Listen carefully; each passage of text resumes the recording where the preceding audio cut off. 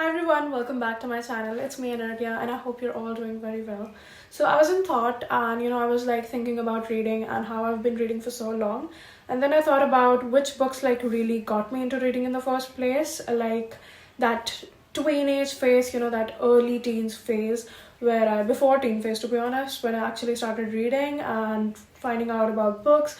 My mom always, tried to put me into reading since I was a kid. Like she bought me a lot of picture books, small story books, and like that really pushed me. And I was like, why not make a series of some famous, very basic books, but like very famous ones that got me into reading. I have some of these here, as you can see, and you might even recognize them. Like these are books we all have read at some point in our lives. If you are a 90s or an early 2000 kid, you must have read at least one of these books that I'm about to say right now.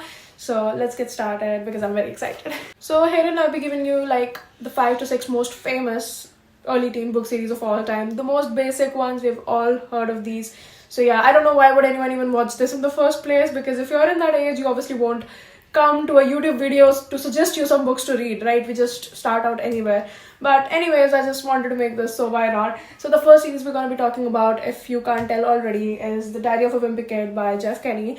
I have been a big fan of this series since like I was 8 or 9 years old. I read my first Wimpy Kid book. It was probably in my school library or something. I don't know. Like my mom used to buy me books, so probably back then. And I didn't read it in quite that series, like book 1, book 2, not like that. I just randomly took books wherever I could get fine. I would read these. So for those of y'all who don't know, Diary of a Wimpy Kid is basically this book series by Jeff Kinney, and wherein we have this mid-schooler guy, Greg Heffley, who is not your very basic protagonist. Like usually we have this sunshine girl, or like we have this very like a main character personality type, wherein we have that person as a main character, and that person is just the best person ever or the worst person ever, or usually it's like that. And we have a very typical stereotype for main characters and how their life should be and how their persona should be. But in this series right here, we have this kid, Greg Heffley, who's like any one of us. He's the most relatable main character ever because he is not the hero. He's just a side. He's not even like a villain or anything like opposite to it. He's just a very normal guy, a very a person you can't even notice in a crowd. No one knows this guy. He's just somewhere there in the school. So his mom basically gives him this diary to write in. He keeps calling it journal because he thinks that diary is like too feminine, and like he doesn't like that because he's a mid-schooler, and obviously that's the mindset of every kid in that age. And basically he writes in this journal where he tells us about his days and what he's doing and whatever. And we see that this kid is not very straight, and he's not very not like he's gay.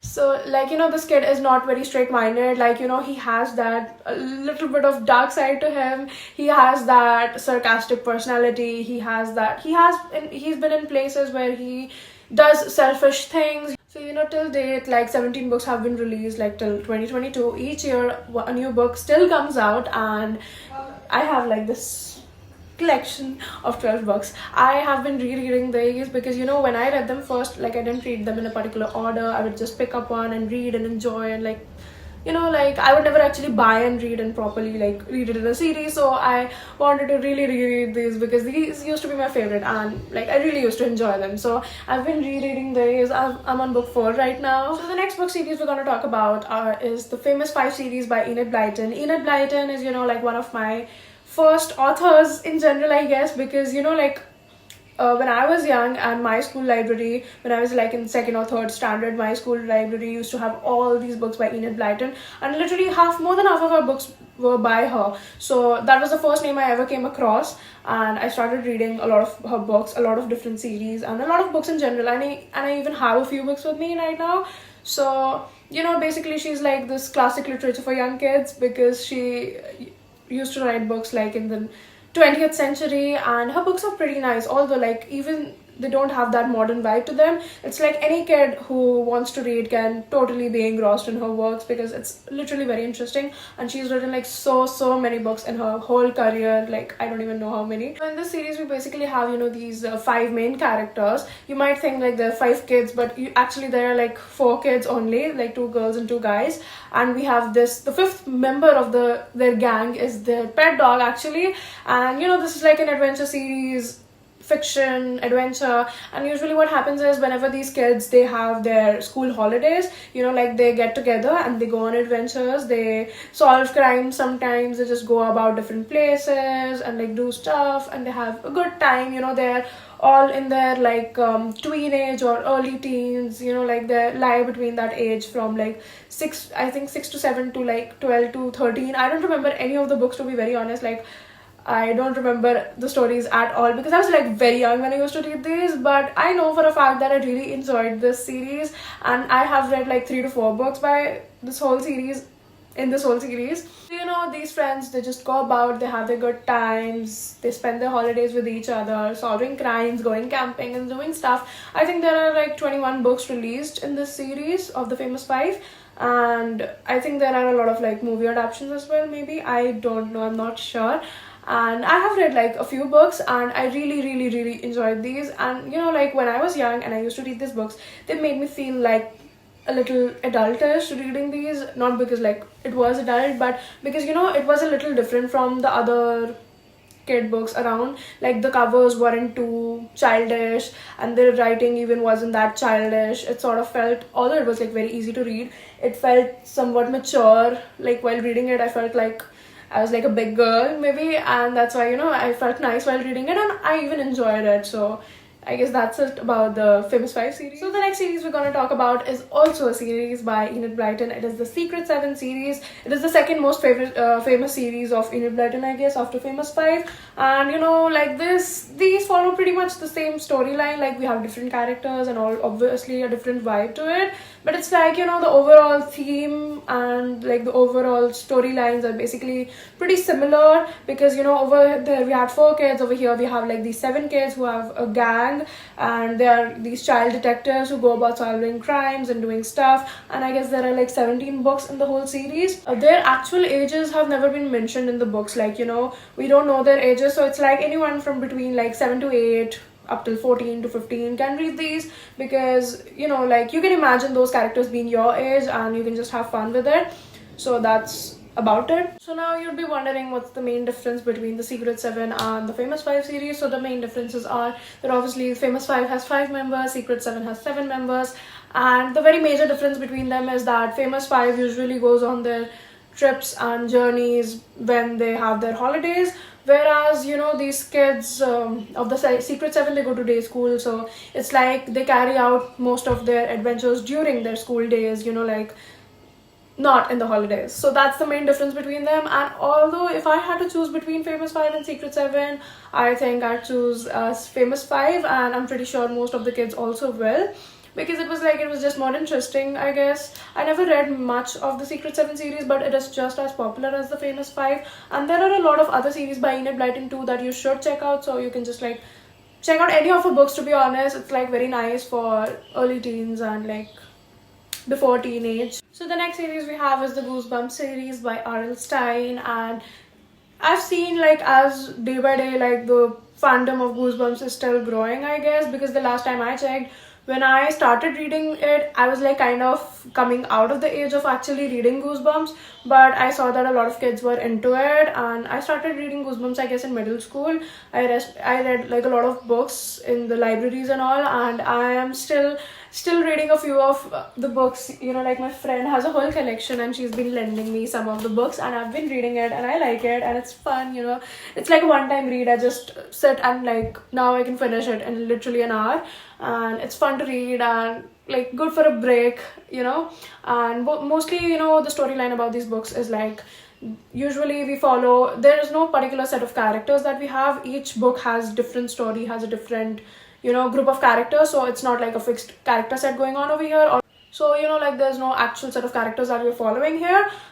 obviously just by the name you can tell, that this is like some occult, paranormal related kind of book series, and you're very right, because in these books we usually follow a set of characters, or we follow like a main character who will always be either in his teenage or this early teen, like literally between 8 to 13, 14, not more than that. And this kid or the group of kids have to go through a very like occultish experience for some reason. Like it's just unexplainable, paranormal for some reason, and they literally follow about them going about it and getting out of problems, getting into more problems, and then getting out of those, and literally like that's what the book is all about. And like they're fun, they're very fun, and even if you're older, like you can read them for fun. It's like good, it's a good time pass. And yeah, if you're young, you'll definitely enjoy it a lot more, obviously. So there are like 62 original books of the Goosebumps series that we have, although there are like more books out of the original series. Like when I'm talking about the original series, I'm talking about like the old ones that were written in like 90s something, I don't remember exactly, but like there's like 62 books in the original series, and other than that we have a lot of other types of Goosebump books as well, and there are a total of like more than 200 books that you can read, and it's literally a very huge collection, so you can just pick about any book and read, and it's like fun, it's always, and it's low-key spooky as well if you're younger. So yeah, I guess that's it, and I really like enjoyed reading it. Although I read it like in middle school, I would really enjoy it a lot. There's a lot of movie adaptations as well, so you can always watch those too. And yeah, so book series number 5 is the Geronimo Stilton series by Elizabetta Dami. I hope I pronounced it right. If I didn't, I'm sorry, because I haven't read much of this series, to be honest. Like if you're in the age group of grade 3 to grade 6, I guess you would enjoy reading this, but above that it just starts getting a little boring. So basically, we follow this group of mice. We are in a mice dominant world, right? And we follow this our main character, Geronimo Stilton, obviously, who is like a best-selling author, and we have a few of his family members and other mice too, who are like different characters in the book. And there's like more than 60 books in the series, and that like this is a fictional series, but it is like low-key funny and comedic as well, so you would enjoy it. So I personally haven't read much of these books, but it was like the kids around me were literally like crazy over Geronimo Stilton, and whenever we used to go to the library, like the only book they'll pick out was Geronimo Stilton. So I can tell like everyone will like it. I personally, I don't know why, I just didn't like, I liked it, but I didn't like it as much as the other kids. But I can tell, like if you read it, you'll love it, I can tell that. So yeah. So last but not the least, on number 6 we have Harry Potter series by J.K. Rowling, the very famous. Like 50% of the kids in the world love Harry Potter, and I guess almost everyone has seen at least one Harry Potter movie in their whole life. And me personally, I'm not a fan of Harry Potter. Like I have seen a few movies, but like I'm not like a fan of Harry Potter. I did like the movies, but it's not like something I would read over and over, something I would watch over and over again, or something like that. But I did read this book, Harry Potter and the Cursed Child. It's like the 8th book. No movie has been out for this book yet, and it's the story of basically Harry Potter's middle son. So I read this and I was obsessed. Like I've read this like 2 to 3 times, I guess, and I liked it each time. And I'm pretty sure if you're like in your early teens, you should read Harry Potter books. Like the books are just as amazing, to be honest. Like I'm not even kidding. And although I have not read any of the first 7 books, but I know that they'll be very good, and you should try them out. And obviously if you like the movie, you will enjoy the book as well, right? And this one book that I've read, and I've been a fan of this book ever since. Like I know some people who don't like it and who expected more, but personally, like since I am not a Harry Potter fan and I just read it, like this was the first book I ever read of Harry Potter, so I liked it. And again, I can understand if Harry Potter fans did not like it. I don't know why, because I am not a Harry Potter fan again. But if you're a kid, I think you'll for sure enjoy this and all the other Harry Potter series. So you should definitely go and check that out as well. So I guess that's it. I could literally, like, these were the most basic book series that I read as a kid and I could think of. And like literally everyone must have heard of these if you have been through this age. Like, yeah. And I don't know why did I post this, but I guess I just wanted to like make a thank you tribute. Or maybe I didn't have any other content to post. But whatever.